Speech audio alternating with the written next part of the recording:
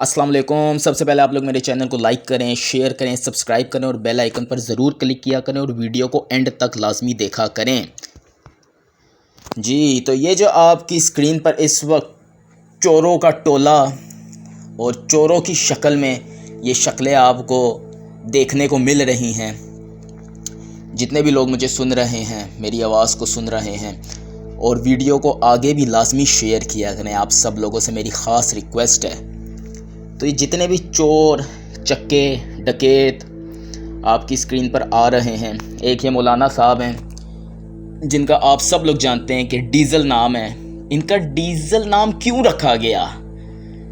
کیونکہ یہ جس بھی حکومت کے ساتھ اتحاد بن کے ان کو کشمیر کا چیئرمین بنایا گیا، کشمیر کمیٹی کا چیئرمین بنایا گیا۔ کیا مطلب تھا اس کا اور کیا مقصد تھا؟ اس کا یہ مقصد تھا کہ آپ کو اور آپ نے کشمیر کے متعلق بات کرنی ہے، کشمیریوں کا ساتھ دینا ہے، کشمیریوں کے ساتھ آپ نے ہر قسم کا ساتھ دینا ہے۔ اور انہوں نے کیا کیا؟ یہ صرف اپنے بنگلے میں جاتے تھے، بنگلہ انجوائے کیا، پیسے کمائے، چوری کے پیسے کمائے اور صرف ذلیل کیا۔ کس کو؟ کشمیریوں کو بھی اور پاکستان کو بھی، کیونکہ انہوں نے کبھی بھی کشمیریوں کے لیے آج تک ابھی بھی ایک دفعہ بھی ایک الفاظ نہیں بولا۔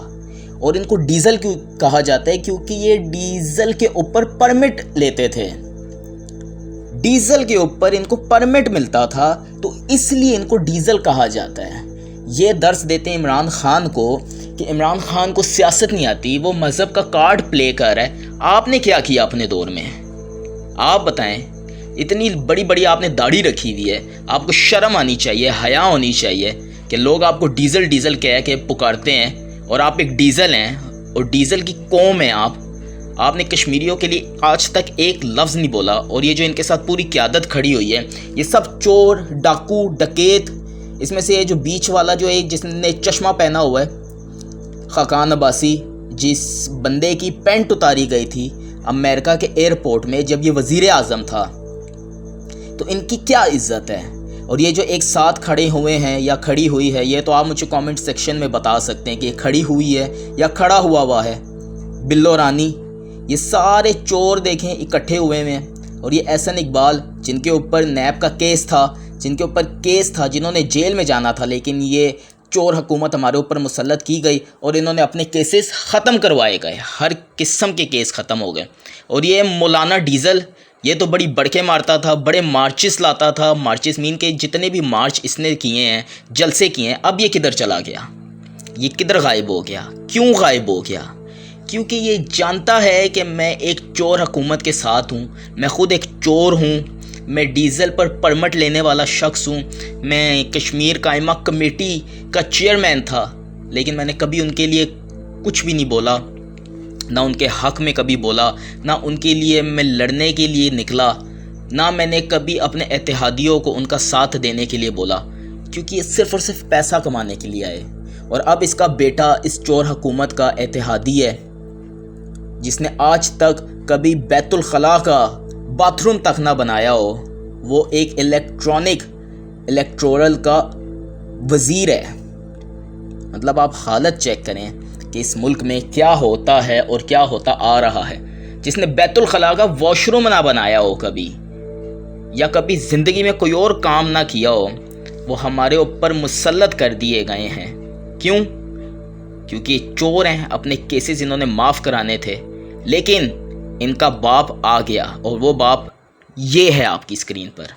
یہ جو باپ ان کا آیا تو ان کی کانپیں ٹانگ گئیں۔ وہ جو ایک کانپیں ٹانگنے والی پیچھے کھڑی ہوئی تھی مولانا ڈیزل کے، اس کی بھی کانپیں ٹانگ گئیں، کیونکہ اس بندے نے اپنی قوم کو جگایا، اپنی قوم کے اندر بیداری پیدا کی، اپنی قوم کو بتایا کہ آپ کے حقوق کیا ہیں، اپنے حقوق کے لیے آپ نے کیسے کھڑا ہونا ہے، کس طرح لڑنا ہے، کس طرح ان چوروں کے نقاب کھینچ کے اس بندے نے اتارے اور ان کا اصل چہرہ دکھایا، جو آپ لوگوں کو 75 سالوں سے بے وقوف بنا رہے تھے۔ ابھی بھی ان کا بس چلے تو یہ آپ لوگوں کو بے وقوف ہی بنائیں گے، لیکن اب ان کا بس نہیں چل رہا، کیونکہ اب جو پاکستانی عوام ہے وہ جاگ اٹھی ہے، اس کو پتہ لگ گیا ہے کہ یہ بے وقوف بناتے ہیں۔ ایک ان کا ہی سردار اسحاق ڈار چور، اسحاق ڈار مافیا IMF کے پاس گیا امریکہ میں، لیکن سارے IMF کے ساتھ جو معاہدے تھے وہ ختم ہو گئے، ان کی ڈیل نہیں بنی، کیونکہ IMF نے بھی کہا ہے کہ ایک سٹیبلٹی لاؤ ملک کے اندر، دوسرا وہ حکومت لاؤ جو پبلک کی ڈیمانڈ میں آئے، وہ نہیں جو کسی اور طاقت کی ڈیمانڈ میں آئے۔ تو مفرور اب IMF کے پاس جائے گا اور اپنے ملک کے لیے ہاتھ پھیلائے گا۔ ویسے ان کا تو المیہ ہے، کیونکہ ان کا جو وہ پردھان منتری، ان کا جو وزیر اعظم ہے، آپ سب لوگ جانتے ہیں، وہ بھی جہاں جاتا ہے بھیک مانگنے لگ جاتا ہے، ہاتھ پھیلانے لگ جاتا ہے، کیونکہ اس کو عادت ہے، کبھی نیوز اینکر کے پاس جا کے ہاتھ پھیلائے گا، کبھی کسی اور ملک کے پاس جا کے ہاتھ پھیلائے گا، کبھی ایسے غریبوں کی طرح چہرہ بنا کے ہاتھ پھیلائے گا جیسے لوگ ترس کھا جائیں گے، اور اگر کسی نے ترس کھا بھی لیا تو 1-2 روپے ہی دے گا یا 10 روپے زیادہ سے زیادہ دے دے گا، اس سے زیادہ تو نہیں دے گا۔ لیکن یہ جو لیڈر تھا جو آپ کی اسکرین پر چلتا آ رہا ہے، اس نے اپنے 3.5 سالہ دور میں معیشت کو بھی سٹیبل کیا، پاکستان کو بھی سٹیبل کیا، ملکی حالات کو بھی سٹیبل کیا، بے روزگاری جتنی کم ہو سکتی تھی کم کی، اور بیرونی پاکستانیوں کو حق ان کا دلوایا، اور ان کو ووٹ دینے کا حق دلوایا، اور احساس پروگرام سٹارٹ کیے، اور غریب بھوکا نہ سوئے وہ پروگرام سٹارٹ کیا، نوجوان بے روزگاری ختم پروگرام سٹارٹ کیا، اور سب سے بڑا پروگرام صحت کارڈ کا، کہ صحت کارڈ دیا کہ 6 لاکھ تک آپ کا مفت علاج ہو سکتا ہے ہر ہسپتال میں، کوئی یہ نہیں کہ خالی نجی ہسپتال میں یا گورنمنٹ کے ہسپتال میں، نجی گورنمنٹ دونوں ہسپتالوں میں 6 لاکھ تک کا آپ کا مفت علاج ہو سکتا ہے۔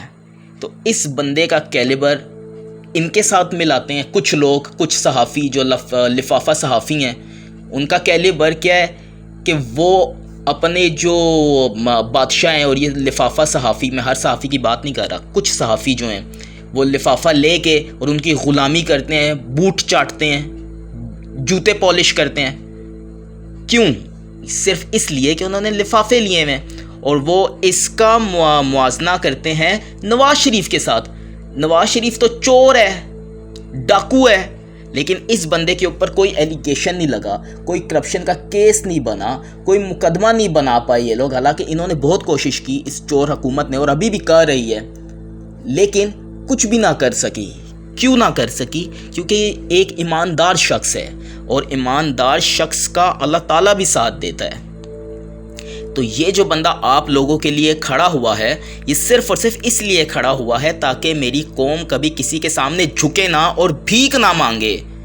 تو اس بندے کو سپورٹ کریں۔ پاکستان زندہ باد۔ Thanks for watching. Do subscribe, like and comment must. اللہ حافظ.